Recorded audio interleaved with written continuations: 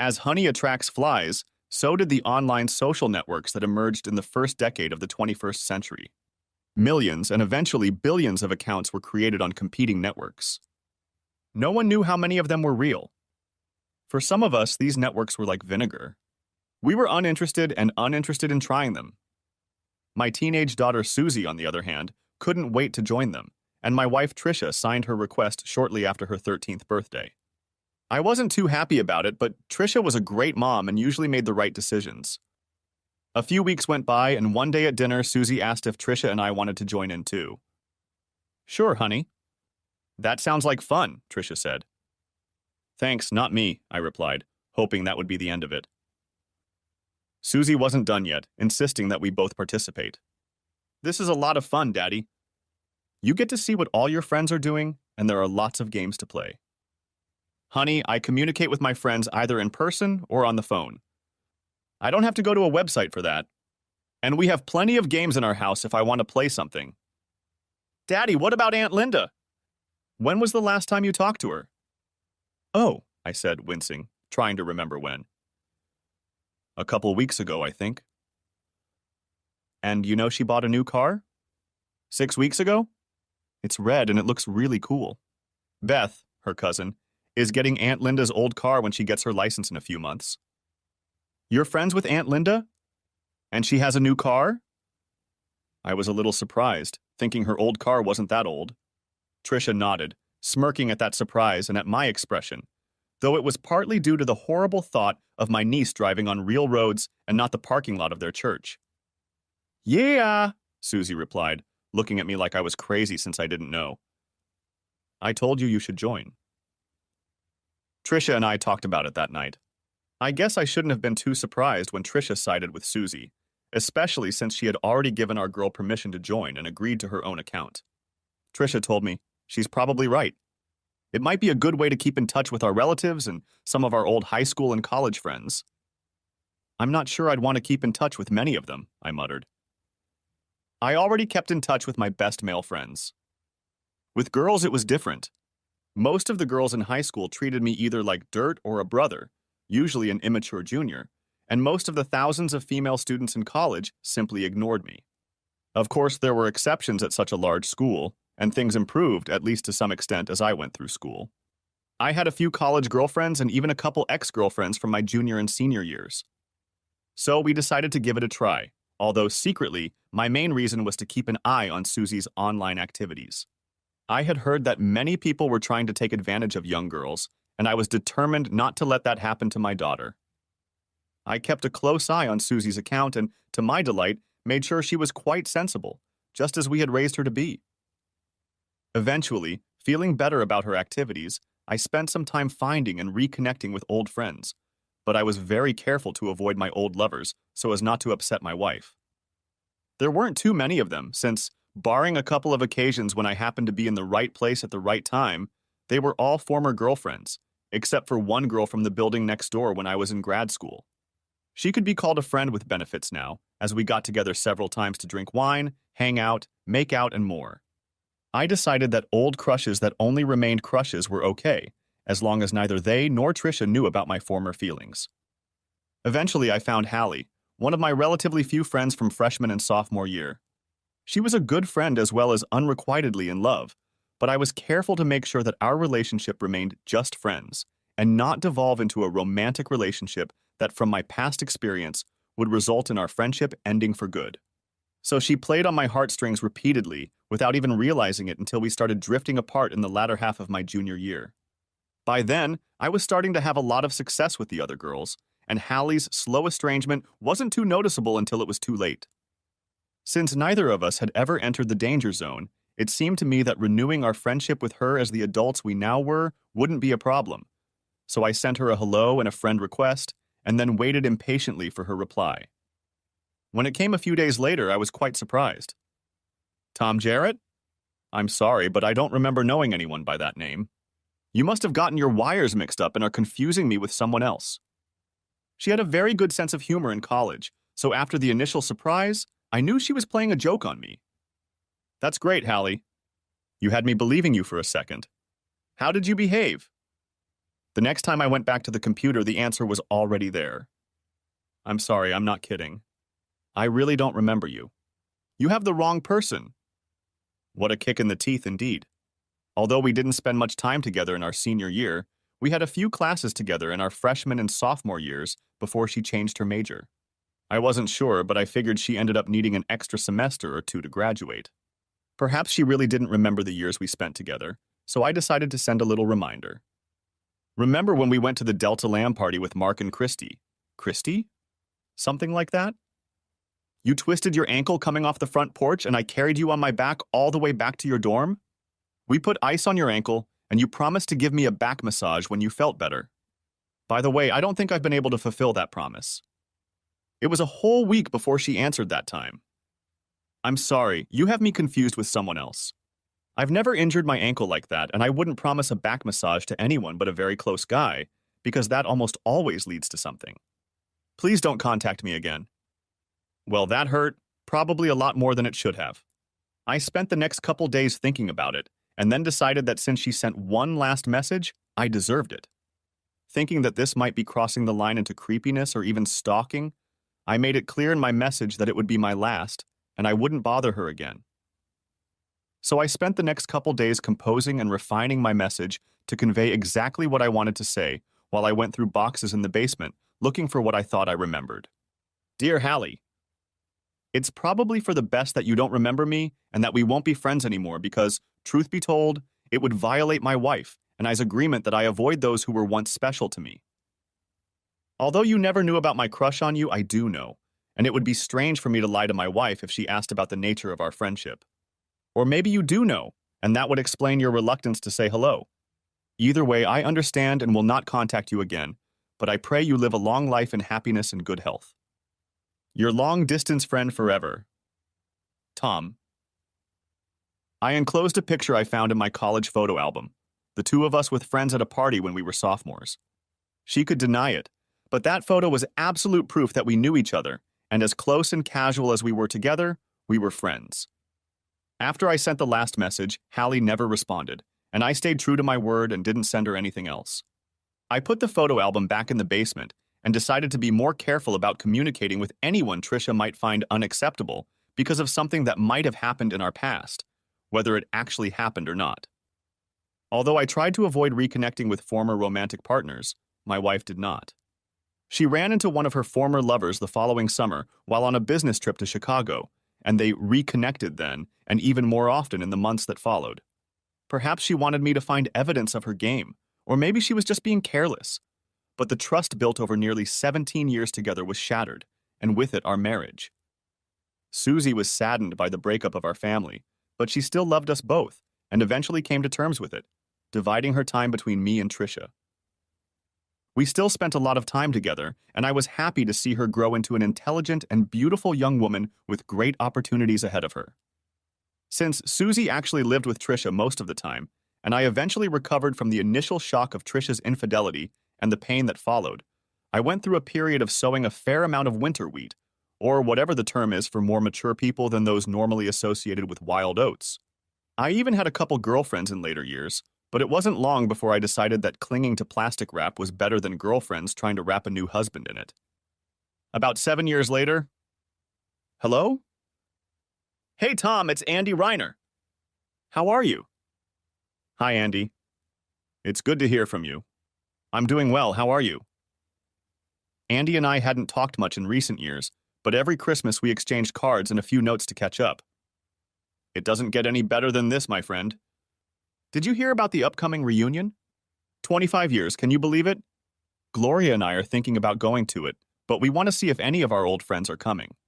We don't want to be stuck at a table alone with a group of virtual strangers if none of our close friends show up. You know what I mean? Yeah, I missed our 20-year reunion for that very reason, I admitted, though it wasn't the only reason. It was shortly after my divorce, and I didn't feel at all like talking about it if I was going out with friends, and certainly not strangers. Do you have a guest list? Well, at the moment, besides me and Gloria, we have yeses from Mark Savone, Keith, and Gabby Schilling. He named about 10 or 12 people I was friends with, including Mark, who was my best friend and best man, and 3 couples, some of whom were definitely sure, and the rest of whom were contemplating but not yet sure. But that was enough for me, so by the time he was done, I had already made up my mind. This sounds like a great group, and I'm looking forward to meeting everyone. Sign me up as a yes. I'll go check in after we hang up. It'll be in October for the reunion, so we still have 3 months, but Gloria and I would love to see you there. Please give her my regards, my friend. I look forward to chatting with you soon. 20 minutes later, I was already signed up to participate, including some special events and the homecoming game against the Cats. That same evening, I got on the scale and set a goal to lose 10 pounds by homecoming. That would still exceed my college weight by about 15 pounds, but it would make me look really good. Homecoming weekend came, and there were 10 people in our group who had promised to attend. Mark and I were the only ones who were single, although Mark did so legally, having never married.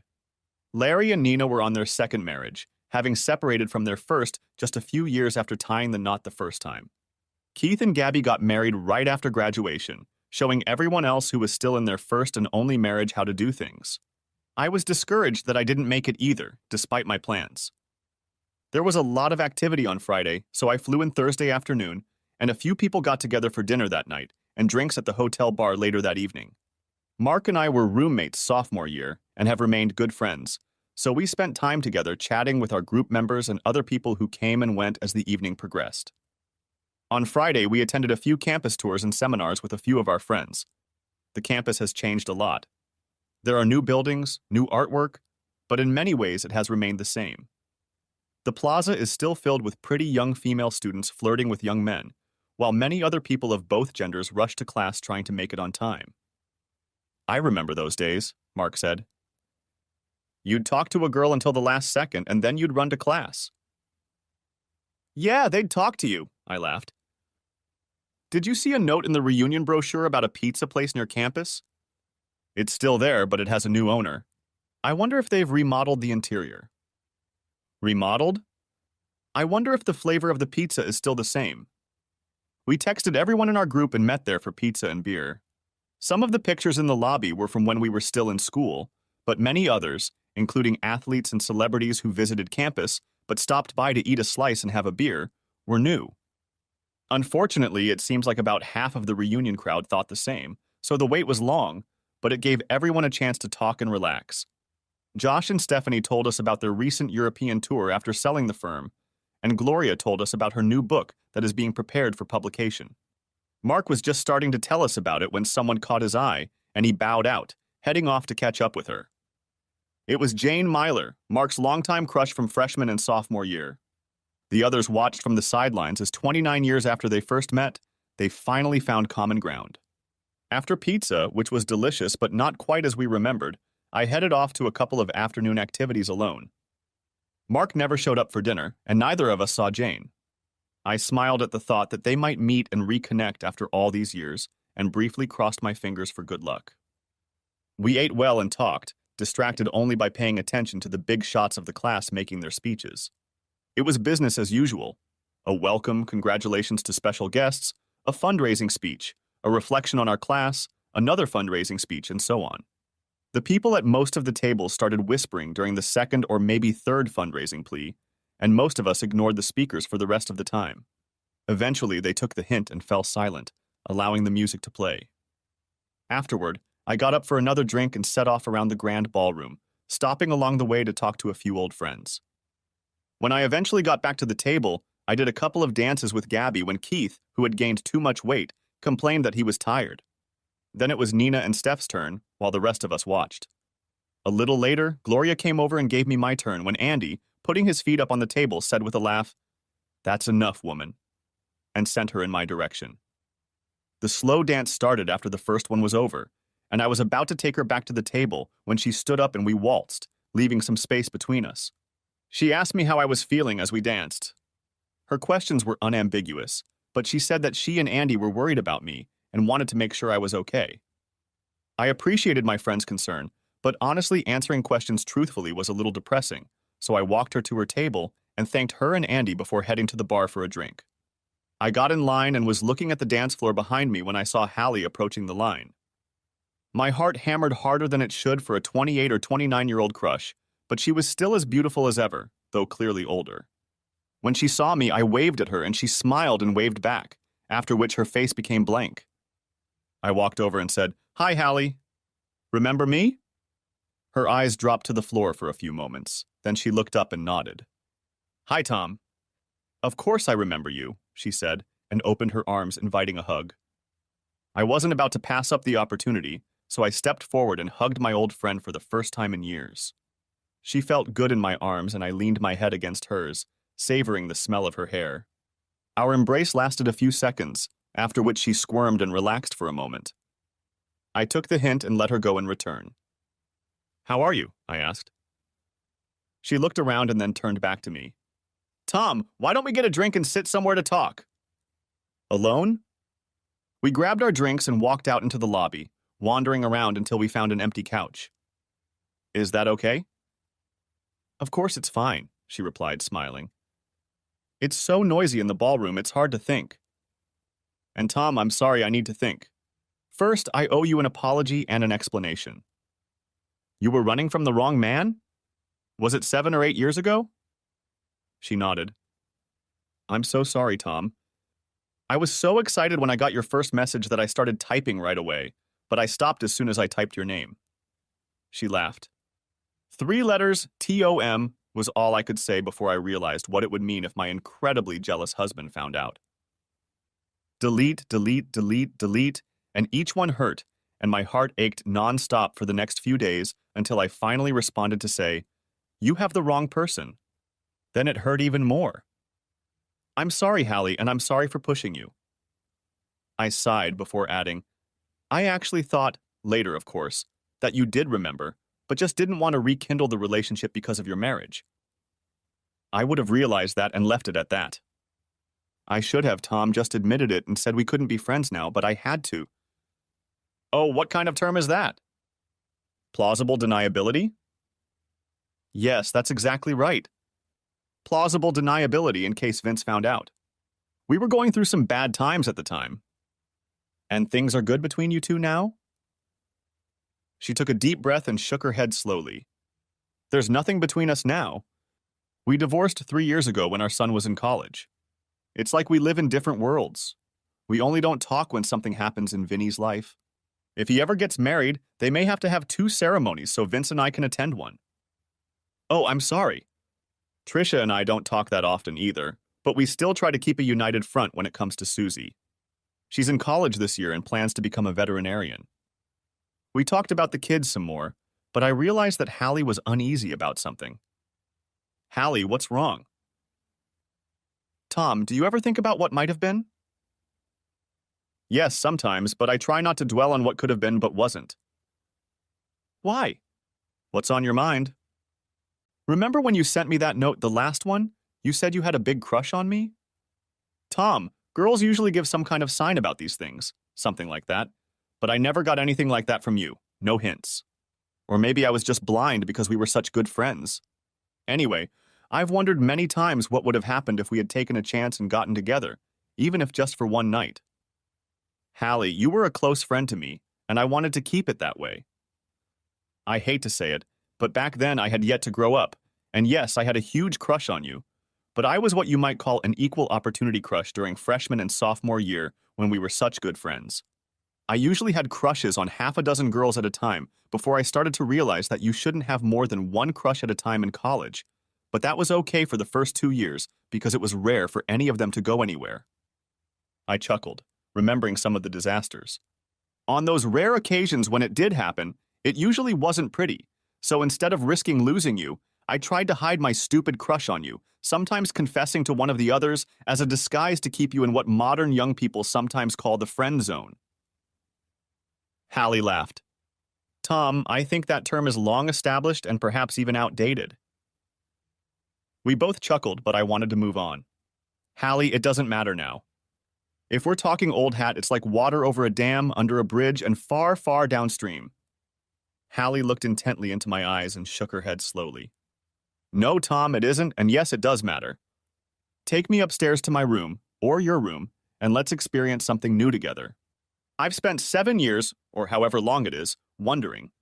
Now I won't have to guess anymore. She didn't have to ask twice. I took her hand and we headed straight for the elevator. As soon as the doors closed, we found ourselves together on the bed. Several hours passed. "Oh, Tom, why didn't we do it then?" she whispered. "Why was I so blind that I didn't see it? And why were you so afraid to tell me about it?" "You bastard," she laughed. "Seriously, we lost years we could have been together." "Shh, don't say that, Hallie. We had our own lives, kids to raise, but it's not too late to start now to see where this could take us." Her eyes widened and she leaned in to kiss me. "That's so true." "I'm looking forward to seeing where this takes us in the future," she said. "But right now I'm thinking about the shorter term." "What do you mean?" "I'm wondering how long it will be before you're ready for it again, Tom." We spent most of Saturday morning in bed together and then had lunch and went to the game. Our tickets were for seating in the same section, and there were a lot of people there, so we were able to sit together. The game was as tight as the seating was, and at the last second, our defense stopped the game on 3rd and goal, winning the game for us by 4 points. As we were losing by a 7.5-point margin, there was much celebration in the stadium, and the homecoming crowd made their way across campus and back to the hotel. Hallie went back to her room to change for dinner, and I did the same before going downstairs to get her. After dinner, Hallie and I went to the class party with our friends. We chatted and danced for a bit before I caught Hallie's eyes. I raised mine in return and she nodded with a prim smile, trying to hide her desire. For the next little while, we said our goodbyes to everyone and then headed back to the hotel in Hallie's room. Next chapter. When I was in Dallas and she was in New Jersey, just outside of New York, we had agreed to a fairly permanent but casual relationship. But she insisted that we not formalize it or even fall in love since our daily lives were so far apart. Realizing this, I agreed, but told her that we would need to reconsider over time, as I knew I already cared for her and saw the possibility of more over time.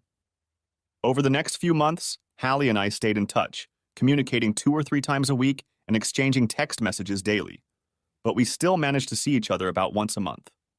Wanting to keep my Susie and her Winnie from finding out about us, we usually met at a neutral location where we could take a short tour and then check into a nice hotel with excellent room service and a nice bed, since that's where we spent most of our time. However, things did not work out as we had agreed. As our relationship continued, it developed, and soon I fell in love with her as easily as I had long suspected. Since we had discussed it beforehand, I didn't tell her about it, trying to decide what to do with my life and career so that we would have a realistic chance of being together all the time. Although I didn't want to live in New Jersey or New York, I was increasingly excited about the prospect of spending the rest of my life with Hallie, and I knew that living in her neighborhood was a sacrifice I would gladly make if she didn't want to come with me to Dallas or some other neutral city. In May, we met up in Charleston for a weekend getaway. Given that my flight was delayed on Friday and that we spent Friday night and Saturday morning making love, we hadn't even checked out of the hotel yet, so I wasn't sure if it was worth considering if she wanted to pick a neutral city. I pulled out my laptop and went through the list of local attractions I'd saved while preparing for the trip, in case I could talk her into going out. However, since it was the week before her birthday, I arranged for her to go to a spa on Saturday afternoon. Maybe she'll get some other ideas, I said out loud to myself. That wouldn't be so bad. The phone rang, seemingly in our room. The ringtone didn't belong to me or Hallie, so I looked for it, but it stopped before I could find it. I kept looking, but the sound was quiet and muffled, and I was about to give up when it rang again. Since I was close this time, after 2 or 3 rings I decided that it was definitely in our room and that someone had dropped it behind or inside the dresser, possibly a drawer. Continuing my search, I found it in one of the drawers, under Hallie's clothes. It wasn't Hallie's phone, so I picked it up, wondering who had left it and how she might not have noticed it when she was putting her clothes away in the drawer. Considering we were leaving on Sunday, she hadn't taken much with her. Since the phone wasn't ringing anymore, I decided to take it to the front desk, and maybe they could track down the owner after I confirmed with Hallie that it wasn't a phone for her work. I put it down and went back to the laptop, but a series of calls made me pick it up again. I couldn't unlock it, of course, but several incomplete text messages popped up on the screen, and while I was looking at them trying to find a clue, another one appeared. V, WTF are you? You're not at your sister's house? V, I had to lure her out, but Trudy said she didn't have you. Trudy? That was Hallie's sister's name. We didn't know each other, but Hallie mentioned her a couple times. You better be home when I get there. Call me now. A while later, I was still sitting on the edge of the bed, where I collapsed like that, when the door opened and Hallie walked in, practically dancing. Oh, Tom. Thank you so much, it was that Tom. What happened? She must have thought I was having a stroke or something, but when I held out the phone for her to see, the color disappeared from her face and she seemed to deflate before my eyes. He called Hallie. And he has been calling. I guess you forgot to turn it off? She shook her head in denial, tears streaming down her face. No. God, no. What kind of wicked game are you playing, Hallie?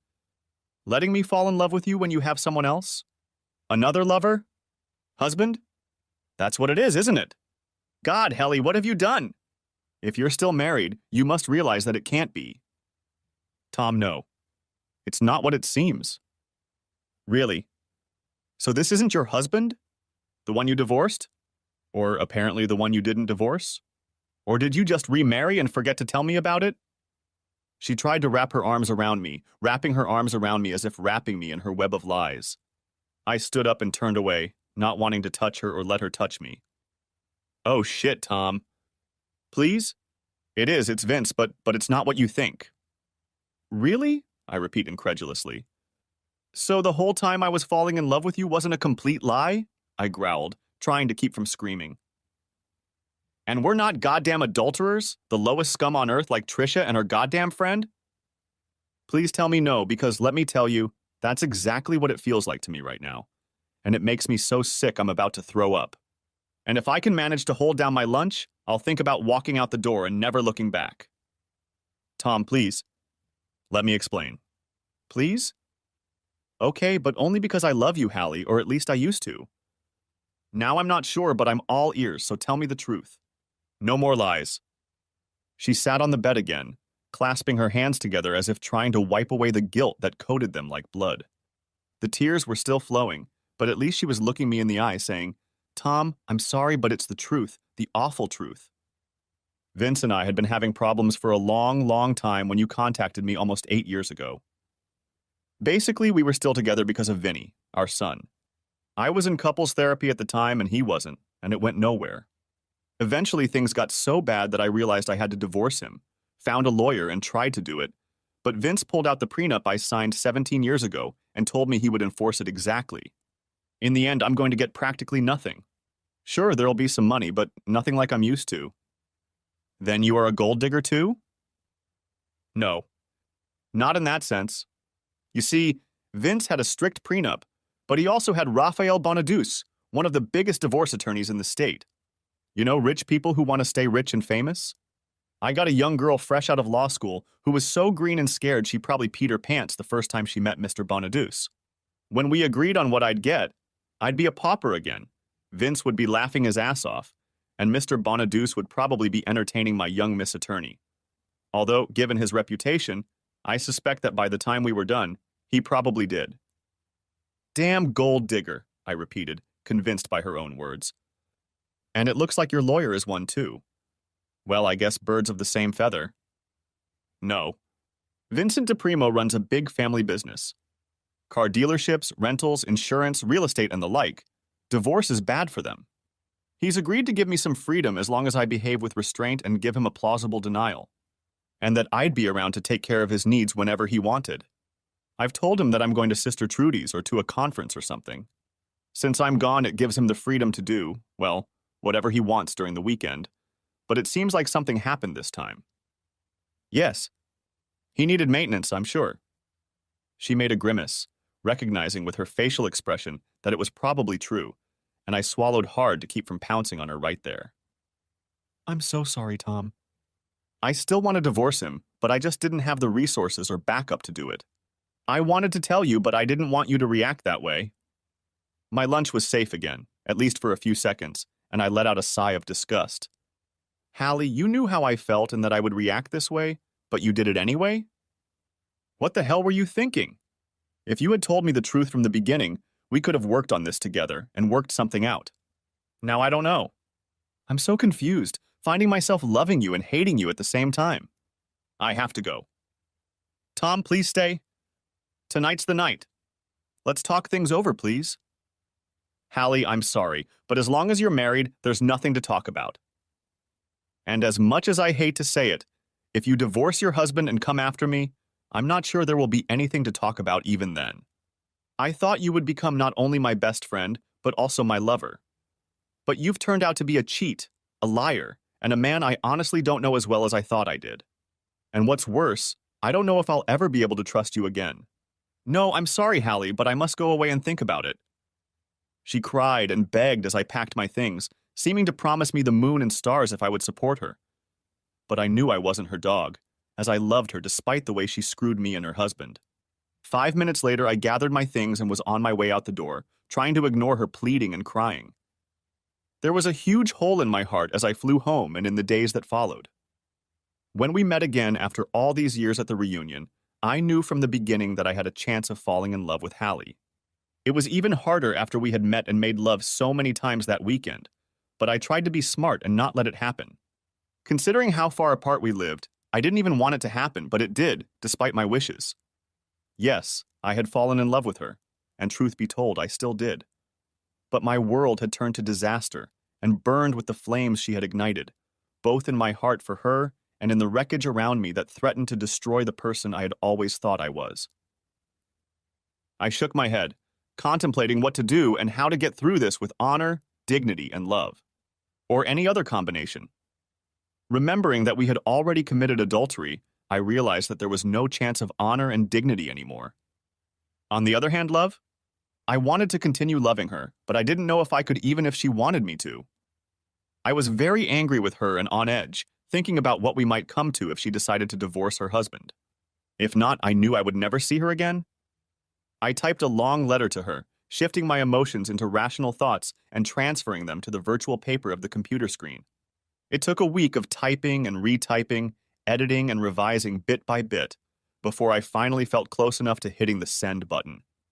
At the end of the message, I asked her to contact me if she started divorce proceedings or if she decided to stay with her husband. If neither of those things happened, I would contact her again in a few weeks.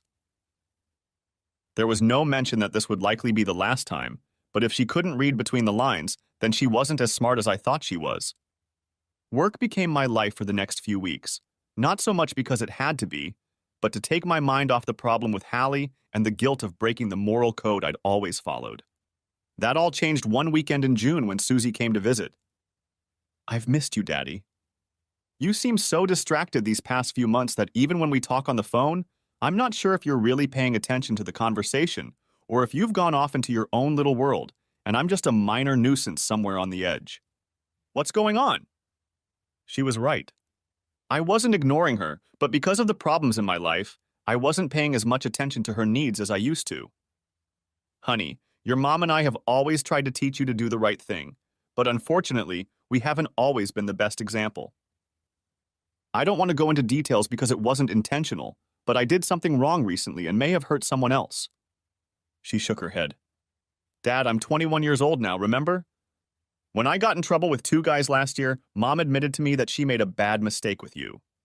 You both tried to protect me from the truth when it happened, but Mom said I needed to hear it now that I was grown so I could learn from her blunder.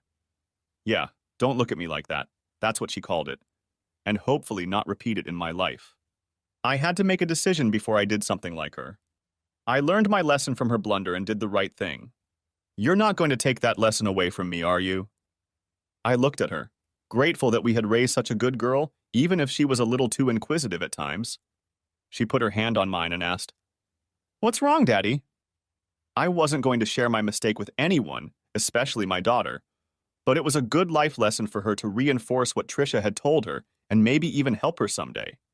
I took a deep breath and began. "I met an old friend, we became friends, and over the next few months we fell in love. And then, just as I was about to talk to her about making the relationship permanent, I found out that she wasn't as divorced as she claimed before." "Oh, she lied to you? And cheated on her husband? And now, even though you didn't know, you feel guilty about it. Don't you, Daddy?" Susie had always been smart as a whip and was due to graduate with honors the following year. She had just proved it once again. Yeah, that's pretty much it. I could add that she claims her husband is also a cheating scumbag, but 2 wrongs don't make a right, we finished together, proving that Susie too remembered this oft-repeated lesson from her childhood. Daddy, it was wrong, but it wasn't intentional, and you stopped when you found out, right? Yes, but I'm not sure where we should go from here. That's what you should be worried about, not what happened in the past. Like I said, smart guy. A few days later, I got a call from Trisha. Is Susie okay? I asked, worried about the unexpected timing of the call. Yeah, she's fine, Tom, but she seemed worried about you. She wouldn't give me any details, but I just wanted to make sure you were okay. Trisha, I'm fine. It's nothing. I should have shut up and maybe thanked her for calling, but we'd shared a lot over the years and it came out. I made a mistake recently and it hasn't been fun to live with. I'm sorry about that. Do you want to talk about it? No, I don't, I paused. Well, yeah, maybe. Can I ask you a very personal question? She giggled. We've asked each other a lot of very personal questions over the years. I think this is the first time you've asked if it's okay to ask. Ask away. When you had an affair, did you ever feel guilty? Wow. That's really personal and unexpected. I'm sorry. You don't have to answer that. I'll talk to you later, okay? Tom, wait, I want to answer. I was a big girl and smart enough to know that what I was doing was wrong and that it would hurt you and us if it ever came to light. Unfortunately, the temptation was strong, and I wasn't strong enough to resist it that first time. Once I crossed that line that I never intended to cross, it didn't make me braver, but maybe it gave me the strength to keep doing it. I knew I shouldn't do it, and yes, I felt guilty and dirty as a result. But I was getting an extra high and thinking it would be okay as long as I didn't mess up and you didn't catch me. In a way, it was a relief. But when it came time to pay the consequences, the price was much higher than I expected, and I'm still paying the price and regretting my choices every day. I am so sorry, Tom, for what I did to you and to us. I'm sorry for the trust I took away. Thank you, Trisha, for being honest with me. Now anyway. What's wrong, Tom? Why are you asking this now? You're not married, but... Wait, are you seeing someone who is? I was dating and we were very close, but then the truth came out, and now I realize I'm also committing adultery, though not willingly. Tom, don't blame yourself if you didn't know. I made a choice, a very bad and stupid choice, but if you didn't know she was married, you can't blame yourself for what you did. Yeah, I keep telling myself that. It's not working too well so far. Not if you don't let it. Tom, just remember that you now know what to do, and from now on you are responsible for any choices you make. That may sound harsh, but I've known you for a long time, sweetheart, and I know you'll make the right choice. As the days went by and I didn't hear from Helly, I started writing her a message to tell her how I felt, and that this was goodbye. Like the old movies where the guy tosses a bunch of crumpled notes into a garbage can, I felt like the garbage can on my computer would have been littered with my failed attempts if it weren't for the ability to edit on the screen without wasting paper. One evening after work, I was busy editing another version when the doorbell rang. A man in a very well-fitting suit stood in front of the door, and two other men, very large men actually in suits, stood at the foot of the stairs on the sidewalk and looked in my direction. Dressed identically, in suits that didn't fit very well, and with the same blocky facial features of a professional defensive lineman, I immediately envisioned a bloated version of the old Bobbsey twins. I opened the door slightly and said, "Can I help you?" Mr. Jarrett, my name is Vincent DePrimo. We've never met, but I understand you know my wife, Hallie. Pretty well, I guess. We need to have a talk. May I come in? Mr. DePrimo, I'm sorry, but this isn't a good time. Mr. Jarrett, I've come all the way from New Jersey. The boys and I would really appreciate it if you would take the time to invite me in rather than force the issue. Now. I imagined that Bert and Nancy standing behind him could easily knock the door off its hinges if he ordered it, so I said, "Come in, Mr. DePrimo." I opened the door and let him come in, then closed it behind him before the Boxey twins could make it up the stairs. If they kept going and banged on the door, as I knew they would, I'd have a case for home invasion, though I hoped they wouldn't, and that I wouldn't need a reason to try to defend myself. Or rebuild my house if I rebuilt it at all. Thankfully, he nodded to the boys as the door was about to close, and they nodded back, stopping halfway up the stairs. After a moment, the deadbolt clicked, and I turned to him. Please come into the living room and have a seat. May I offer you coffee, tea, soda? After a moment, I added, or perhaps a whiskey. A smile finally appeared on his face, which until that moment had been a mask of seriousness, and for the first time he looked a little relaxed. Scotch is an excellent choice, Mr. Jarrett. I walked over to the cabinet and opened the door, revealing a small bar inside. Pouring each of us a glass, I held one out to him and asked, What can I do for you, Mr. DePrimo? Is Hallie okay? He sniffed carefully at the Macallan in his glass and then took a sip. Very good, Mr. Jarrett. Thank you. And Hallie? She's fine, although she doesn't know I'm here. We're going to couples counseling right now after that prank she pulled. For 7 or 8 months, she used to tell me she was going to visit her sister in Ohio every month when she wasn't away at a conference. But unless you count the trip to Cleveland, April, I think, she hasn't set foot in Ohio or seen Trudy in all that time, except for Christmas when she came to visit us. He took another sip of whiskey, savoring it for a moment before letting it sink to the bottom. And so we come to the reason I'm here, Mr. Jarrett. I have one question for you, in your connection to her. Have you ever entertained my wife? He looked me straight in the eye, and I'm sure he knew the truth, but I looked at him as determinedly as I could. I remembered Hallie saying something about plausible deniability when she finally admitted her situation. I hoped she hadn't lied to me then, as she had on so many other occasions. I also remembered telling her, Mr. DePrimo, Hallie was an old and dear friend of mine whom I cared for very much. I was wrong about her marital status, but I assure you I cared for her and I would never, ever entertain her. I continued to stare at him, hoping he would believe my truth, because although Hallie and I had done it many times, I considered it a labor of love because of my feelings for her. Vince DePrimo stared at me for a long time before he finally picked up his glass, drained the last of the scotch, and set it on the coffee table between us. Good, he said. Now that that's settled, there's one more thing. For the moment, Mr. Jarrett, Hallie is my wife. And while we've had our share of problems over the years, I hope that will continue to be the case, and that you'll take my advice and stay away from her. If I hear even a hint that you're seeing each other again or communicating in any way, let's just say you won't like the result.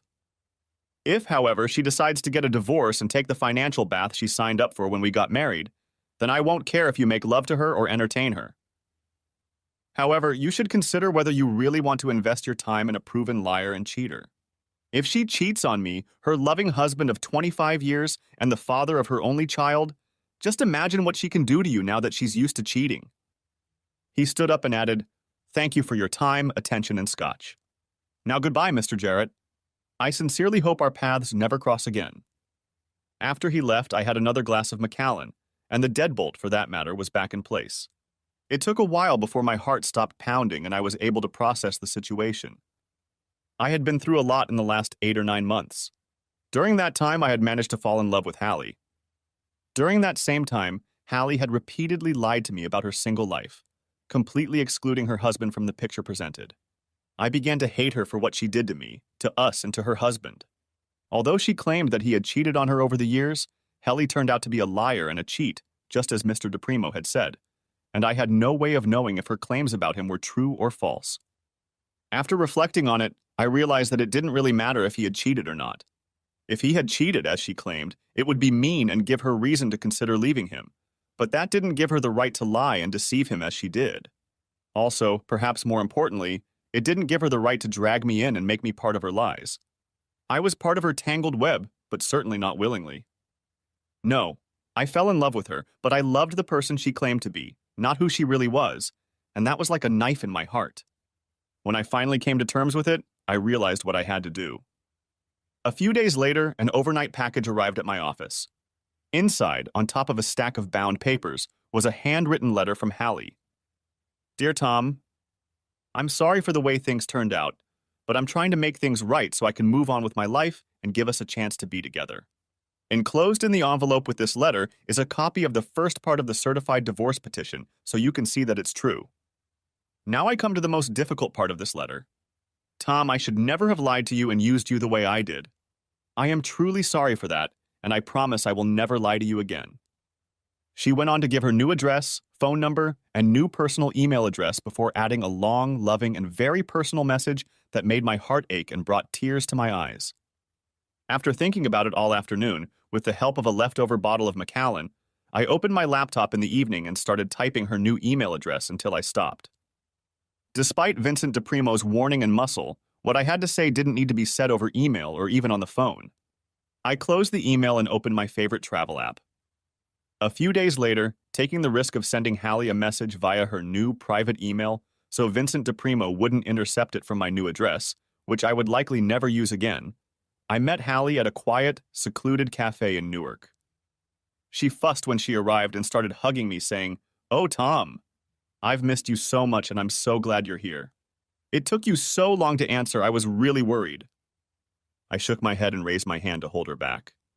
"Hallie, stop. Sit down. I need to tell you something." Deep down, she knew what was about to happen and shook her head pleadingly. "Tom, please? Don't do this, I'm begging you." "Don't." Her pleading hurt me like a stabbing, but I shook my head and went on with what needed to be done. I said, "Hallie, I loved you and I still do, but you played a wicked game with your husband and with me, using both of us because you didn't have the courage to do the right thing, to choose just one of us. Instead, you tried to choose both of us, thinking it was probably safe because we were so far apart that I would never get to the point of wanting to do it forever. However, I fell in love with you and was willing to do anything to have you come to me, or, if you wanted to, move here to be with you. Then it all fell apart, which was inevitable when a relationship isn't based on truth. I wanted to tell you, Tom, I really did, but it's too late for a but, Hallie. It doesn't matter now. You get the divorce you should have gotten before getting involved with me, and you lose the man who once loved you. But you do it so late that you lose me too, the other guy who loved you. No, Tom. We're going to make it work. You'll see. I'll do anything to make it work so we can be together. No, Hallie. You played this evil game and you lost. I lost. We both lost.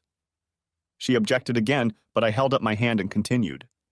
No, Hallie, it wasn't my choice, but you fixed it so it wouldn't be. Now, no matter what we do, no matter how hard we try, we can't fix it, and there's no happy ending for us. I'm sorry, sweetheart, but this is goodbye. Her eyes begged me to reconsider, but I could read the determination in them, and she nodded slowly in agreement. I'm sorry, Tom, really sorry. I'm sorry I didn't think about it and do the right thing. I wasn't convinced she hadn't thought the right thing, but agreed with the last part and said, Me too, Hallie. Take care of yourself and have a happy life. Tears flowed down Hallie's cheeks and I walked away, hiding the tears in my heart. To my surprise, there were plenty of empty seats on the plane. Mine happened to be in the back, and there was no one at the window or in the middle seat to my left. I didn't pay attention to the safety briefing. I've flown the 737 so many times I could have done it myself, and barely noticed the flight attendant who came over to make sure my seatbelt was properly buckled. My personal belongings were stowed under the seat in front of me. My tray table was up, and my seat was in the upright and locked position. During takeoff, I closed my eyes, trying to put Hallie out of my mind, while visions of her seemed to float around me like one of those girls in countless episodes of 007 movies, beckoning me to join her once more. Excuse me, sir? Said the clerk a few minutes after the drinks began to be served. Can I get you anything? Water, please, I replied, looking at her.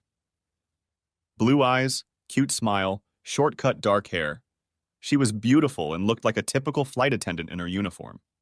I tried to smile. Nothing stronger? From the look on your face, I'd think you'd just lost your best friend. Yes. I broke up with her. Oh, I'm sorry. I didn't mean to interfere. She handed me my water and walked on, and I went back to my thoughts and frustrations. Hi again, came the whisper. Service is over for a few minutes if you want to talk about it. About what happened. Since I've already intruded and all? I couldn't help myself and smiled slightly, more genuinely this time. Is the airline trying to add value by offering in-flight psychologists as well as in-flight movies? She chuckled. No, but you look so sad and then your words hit me. I did too when I realized he liked the status quo a lot more than I did. 5 years wasted. You want to tell me about it? Or tell me to get the hell out? Thanks for the observation and for the question. I don't think many people would do that these days. Lesson 1 in repairing broken relationships. There are still good people in the world. Thank you. And, despite some initial misgivings, I think I'm enjoying this value-added activity. She chuckled. Good, I'm glad. Since that's the case, would you like to tell me a little bit about your situation? To see if I can give you some great new insights into what happened to get you that kind of value for your money? If you don't mind, I mean. Yeah, that's fine, thanks. My girlfriend and I broke up for a while after I caught her in a lie. She tried to make things right, but I just can't trust her enough to turn our relationship into something permanent, especially after going through a similar scenario with my ex. What's the saying, once bitten, twice shy? Yes. I know what you mean. I was bitten by my ex-husband. I gave him another chance and bit him even harder when he cheated again. I learned the second time around. I'm sorry. Thank you, but that was 12 years ago. Somehow I got really lucky. It wasn't intentional, but I've been avoiding him ever since. Shit, we're on an airplane. You don't have anything to knock on wood with. She shrugged. I doubt it matters. I'm a little more mature and he's probably not. So even if we ever run into each other again for whatever reason, I think I'll just hold my tongue and walk on by. Oh, and I'll do the same with Benjamin, my steady boyfriend. While she went about her duties, it didn't take long as the plane was empty. To my surprise, she came back again, and we continued talking for most of the rest of the flight, lifting my spirits a bit and even lifting my heart. As we landed and the people in front of me began to exit the plane, I thought about what lay ahead of me and sighed. It's nothing like this. It hurts, but it's not the end of the world. You'll be fine. I turned and saw her standing in the aisle right behind my row of seats. I got up from my window seat and ducked under the overhead bins to stand right in front of her. Thank you. And thanks for talking to me. You've made what started out as a miserable flight so much better. My name is Tom, by the way. She smiled and held out her hand. It's nice to meet you, Tom. And I'm Cindy, we said together, and I pointed to her name tag. She grinned and pulled out a card. I never give these out, but something tells me you could use a friend. If you ever want to talk sometime, my cell number is here. I took the card and looked at it. Thanks, Cindy. Thank you too, something. And I probably will. We said our goodbyes and didn't see each other again after the flight out. I was on my way to the parking lot for my car when I set aside my small carry-on bag and pulled out my phone and Cindy's card. I scanned it into my contacts, then opened the message and started typing. Hi, Cindy, it's Tom from the airplane. This is my cell phone. It was really nice talking to you. I hope our paths cross again someday. I remembered Vincent DePrimo's last words to me and how ominous they sounded, but in this case they were just right. It was too soon, and I was in too much pain to say more, but by sending the note, maybe she'd remember me if I ever decided to contact her for real. I put my phone back in my pocket and continued on my way, walking out of the terminal into the sunshine. As hot as it was, I immediately started sweating and was looking forward to being inside, under the air conditioning. However, no sooner had I walked 30 feet than my phone beeped, indicating an incoming message. I checked it and read it. Cindy, hi Tom. Me too. Her short message warmed my heart more than the scorching Texas sun. Hallie was out of my life, but maybe sometime in the future I would find new love, perhaps with my new girlfriend, or maybe with someone else. I didn't have to be alone forever. The summer heat was almost forgotten, and I trudged forward with renewed vigor, smiling and looking forward to the future. A 35-year-old reunion, about 9 years later. With tickets in hand, I headed towards the bar. The one closest to our table had a long line, so I headed to the next one further down the hall. As I walked, I thought about how much everyone had changed since our 25-year reunion. Many had gotten heavier, many had lost their hair, many of us had many more folds in our skin, even if they weren't obvious wrinkles. There was a lot more gray hair, and few were white-haired, but some seemed to be fighting the aging process, albeit effectively, with hair coloring, hair transplants, and plastic surgery with varying degrees of success. Since most of our graduating class is in their 50s, I was pleased to see that most of those in attendance were still in pretty decent shape and enjoying life. However, a few people looked old, to say the least. Perhaps it was their genes, or maybe it was too much hard living over the years, but time had taken its toll on their appearance and, in many cases, their health, making them virtually unrecognizable from when we were together all those years ago. In fact, with the exception of a few close friends and those I had kept in touch with over the years, most of my classmates were now only distant memories, if recognizable at all. And then there were those who sat at a table in one corner of the ballroom, adorned, thanks to the fire warden, with a single battery-operated candle. There were the names of those who, for one reason or another, are no longer with us. Although it was no great surprise, Keith Schilling, always too heavy, was listed as his heart had finally given up, leaving sweet Gabby and their almost grown children alone. Larry and Nina Kilgrove, on the other hand, were killed in a plane crash when their four-seater Piper had engine failure and they couldn't find a safe place to land. Mark, Andy, and I were the three honorees at their funeral. Reaching the next bar, I found there were only a few people in line and stopped to wait my turn, observing people and faces, trying to recognize anyone I could before resorting to name tags for a reminder. Seeing no one familiar nearby, I turned back toward the entrance as the line for the bar moved up one seat.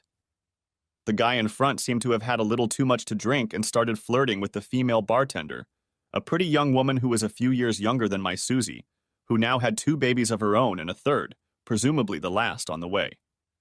Holding a glass in each hand, the guy turned around and I scrutinized him closely.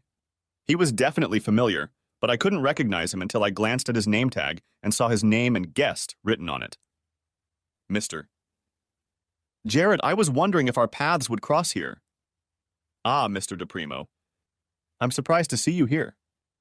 He smiled. And why shouldn't I be? After all, even though she graduated a semester late, my wife was one of your classmates. Remember? My heart jumped at the thought. Hallie had divorced him when we were separated. Had something happened that forced them to be together? Or did they reunite after a while? Turning around, DePrimo shouted, Hallie! Come here. Come see your old buddy.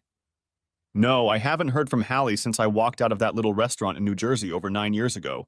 But here she is walking toward me. Her smile, which was always ready at a moment's notice, didn't appear as she approached. She glanced at Vince DePrimo, who nodded and then turned to me. Hey, Tom. I was wondering if you'd be here. Hi, Hallie. I didn't see your name on the attendee list, so I didn't expect to see you.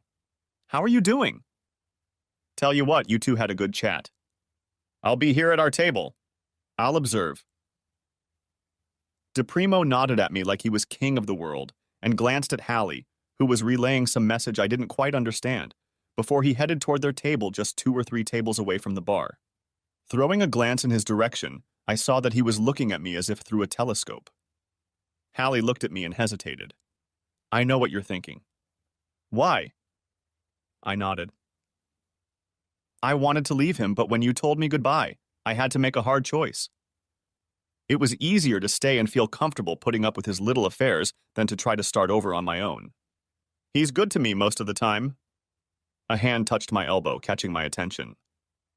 Hi, Tom. I was wondering where you were, so I came to see, Gabby said. Oh, hi, Hallie. I'm Gabby from our class, she said. Noticing Hallie looking at her name tag, she ran her hand down my forearm and added, And Tom's wife, of course. Hallie's look at Gabby and then at me was priceless, surprise mixed with denial. She said hello and then excused herself to go. I watched her walk away, wondering for a moment what might have been before focusing on what actually was. And it seemed to me on what was so much better. As we ordered our drinks, I looked at Gabby and thought about how lucky I was and everything that had happened. Not long after we met on the airplane, Cindy and I dated for a while and proved that there were good people in the world, but they weren't necessarily right for each other. It helped me move on with my life. When Keith died about a year later, I stepped in and helped a broken Gabby with funeral arrangements and spoke at Keith's funeral. In the time that followed, we maintained an occasional friendship, and I would drop in from time to cheer her up and occasionally be someone she could vent to.